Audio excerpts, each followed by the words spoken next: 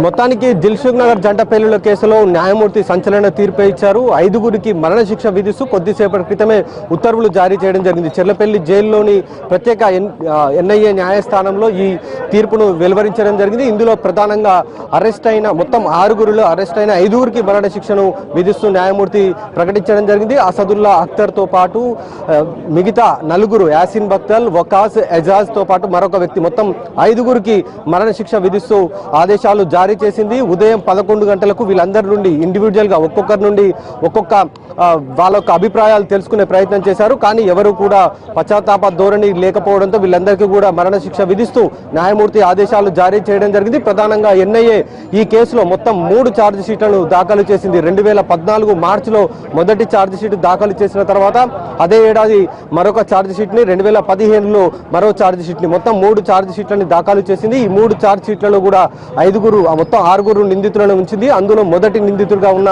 A1 నిందితుడిగా ఉన్న రియాజ్ బత్కల్ మాత్రం పరారీలోనే ఉన్నాడు. అతనికి సంబంధించిన ఆచూకీ ఇంకా లభించలేదు అంటూ కూడా 3 ఛార్జ్ షీట్లలో పేర్కొనడం జరిగింది. మిగిలిన 3 ఛార్జ్ షీట్లలో మాత్రం 5గురిని నిందితులుగా చేరుస్తూ వాళ్ళపైన పలు అభియోగాలు కూడా మోపడం జరిగింది. ఇందులో ప్రధానంగా దేశంపై యుద్ధం ప్రకటించడము, అలాగే దేశ ఆర్థిక వ్యవస్థను విచ్ఛిన్నం చేసే దిశగా వాళ్ళు కుట్రలు పన్నడం, ప్రజల ప్రాణాలను, అమాయకులైన ప్రజల ప్రాణాలను బలి తీసుకోవడం, అలాగే వాళ్ళ ఆస్తులకు నష్టం కలిగించే విధంగా వీళ్ళు ప్రయత్నించారు. కాబట్టి వీళ్ళకు మరణశిక్ష విధించాలంటూ ఎన్ఐఏ తరపు న్యాయవాది స్పెషల్ పబ్లిక్ ప్రాసిక్యూటర్ తన వాదనలు వినిపించడం జరిగింది. ముందుగా రంగారెడ్డి జిల్లా కోర్టులో ఈ కేసుకు సంబంధించిన విచారణ సాగింది. ఆ తరువాత కొన్ని శాంతి భద్రతలకు సంబంధించి, అలాగే నిందితుల బిహేవియర్ వాళ్ళు కోర్టుకు వచ్చినప్పుడల్లా గులాబీ పూలు విసిరడం, లేకపోతే కాగితాల మీద రాసి వాటిని మీడియాపైకి విసిరేయడం, ఇలాంటివి చేస్తున్న నేపథ్యంలో చెర్లపల్లి జైల్లోనే ప్రత్యేక కోర్టును ఏర్పాటు చేయాలి, అక్కడే ఈ కేసుకు సంబంధించిన విచారణ సాగాలంటూ కూడా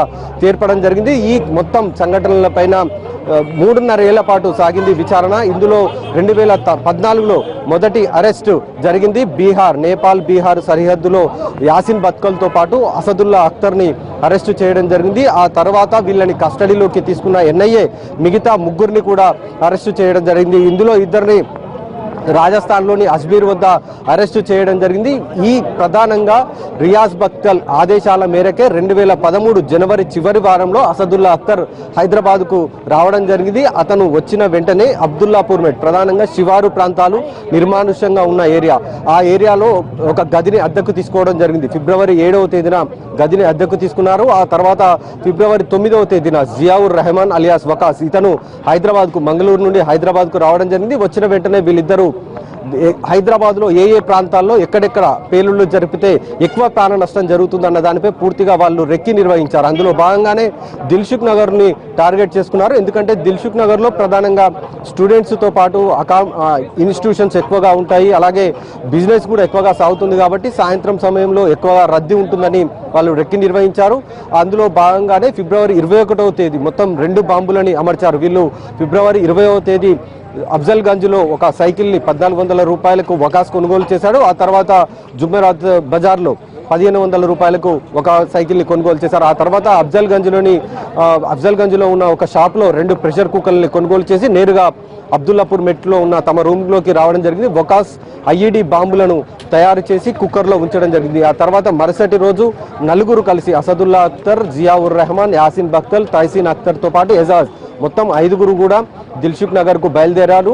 ఈ ఫిబ్రవరి 21వ తేదీ ఈ సంఘటన జరిగింది. సాయంత్రం 7 గంటలకు వాళ్ళు బాంబులను పేల్చే విధంగా టైంని కూడా సెట్ చేశారు. అయితే అంతకు ముందుకే వకాస్ నబీల్ పేరు మీద మంగళూరు వెళ్లేందుకు ప్రత్యేకంగా టికెట్లు కూడా బుక్ చేసుకోవడం జరిగింది. ఎప్పుడైతే అసదుల్లాతో పాటు తైసీన్ అఖ్తర్ మిగతా వాళ్ళు సైకిల్ పైన ప్రెషర్ కుక్కర్ని తీసుకొని, బాంబులు అమర్చిన ప్రెషర్ కుక్కర్ తీసుకొని దిల్సుఖ్ నగర్లోని A1 మిర్చి సెంటర్ వద్ద, అలాగే 107B బస్ స్టాప్ వద్ద వాళ్ళు ఏర్పాటు చేయడం జరిగింది. ఆ తర్వాత అక్కడి నుండి వాళ్ళు నేరుగా మంగళూరుకు వెళ్ళిపోవడం జరిగింది. మొదటి బాంబు 107B బస్ స్టాప్ వద్ద 7 గంటలకు చోటు చేసుకోవడం జరిగింది పేలుడు. ఆ తర్వాత మరి కొన్ని సెకండ్లలోనే A1 మిర్చి సెంటర్ దగ్గర పేలుడు చోటు చేసుకోవడం జరిగింది. ఈ మొత్తం 2 పేలుళ్ల సంఘటనలో మొత్తం 18 మంది చనిపోయారు. అక్కడికక్కడే మిగతా 131 మందికి పైగా కూడా గాయాల పాలయ్యారు. ఈ కేసుకు సంబంధించిన విచారణను నేషనల్ ఇన్వెస్టిగేటివ్ ఏజెన్సీ స్వీకరించడం జరిగింది. ఆ తర్వాత ఎన్ఐఏ కేసు దర్యాప్తు ప్రారంభించిన కొద్ది రోజుల్లోనే పక్కా సమాచారం మేరకు బీహార్ నేపాల్ సరిహద్దు రాష్ట్రంలో అతన్ని ముందుగా యాసిన్ బత్కల్ని అరెస్టు చేయడం జరిగింది. అతనితో పాటు అసదుల్లా అఖ్తర్ని అరెస్టు చేయడం జరిగింది.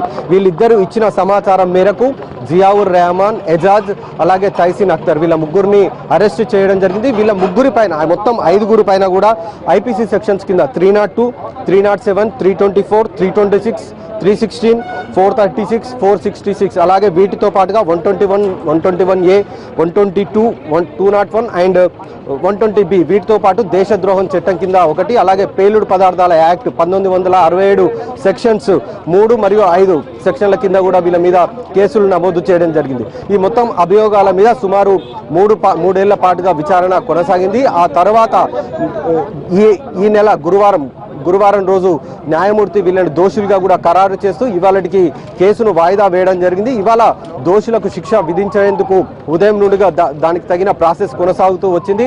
ఉదయం 11 గంటలకు న్యాయమూర్తి ఎన్ఐఏ కోర్టు వద్దకు వచ్చారు. ఆ తర్వాత 11 గంటల ప్రాంతంలో 5 నిందితులను కూడా న్యాయమూర్తి ముందు ప్రవేశపెట్టారు. వాళ్ళని దోషులుగా అప్పటికే నిర్ధారించారు కాబట్టి ఒకవేళ మీకు శిక్ష పడితే వాళ్ళ యొక్క అభిప్రాయాలు తెలుసుకునే అవకాశం వాళ్ళకు కల్పించడం జరిగింది. అలాగే నిందితుల తరపు న్యాయవాది కూడా వాదనలు వినిపించే అవకాశం కల్పించారు. ఆ తర్వాత ఒక్కొక్కరిని ఇండివిజువల్గా ఒక్కొక్కరిని న్యాయమూర్తి వాళ్ళ పైన మోపిన అభియోగాలు అలాగే ఆ అభియోగాలకు సంబంధించిన శిక్ష ఎలాంటి శిక్ష పడుతుంది అనేది వాళ్ళకు వివరించారు.